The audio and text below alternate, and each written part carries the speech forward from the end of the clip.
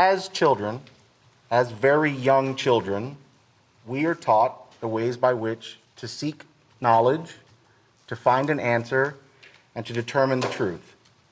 We're taught the asking questions: who, what, when, where, why, and how.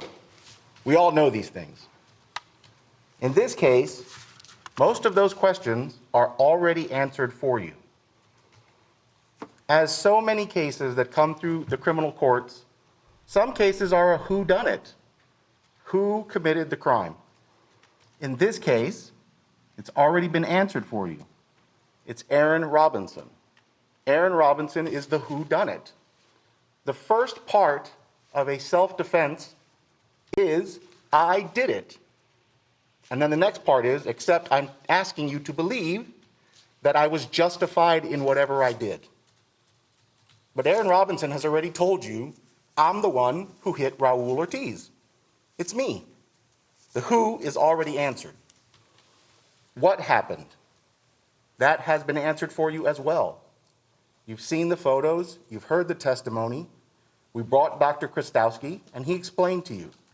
What happened was Raul Ortiz was pummeled. There was blunt force applied repeatedly to his head.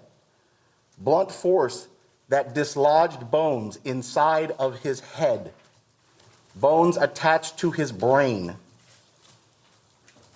Damage that went all the way into his cervical spine. That's what happened. Raul Ortiz was beat to death savagely. The what has been answered. When was he killed? It's already answered for you. He was killed on August 11th. He died on August 13th. But August 11th is when he was attacked. That's what prompted the chain of events that led to his death.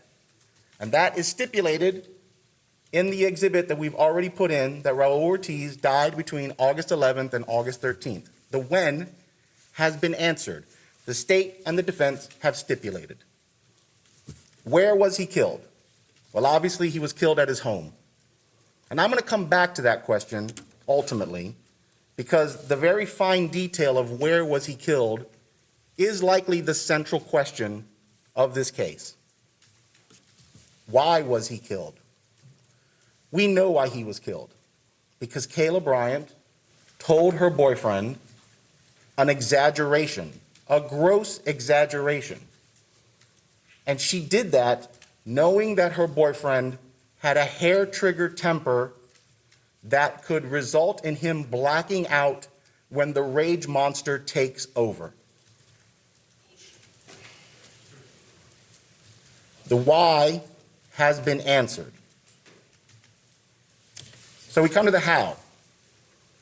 And the how is, how do you decide what the just verdict is here? How do you, as the jury, apply the facts to the law you've been given and reach a conclusion? And so that's what I want to spend the majority of my time here talking with you about.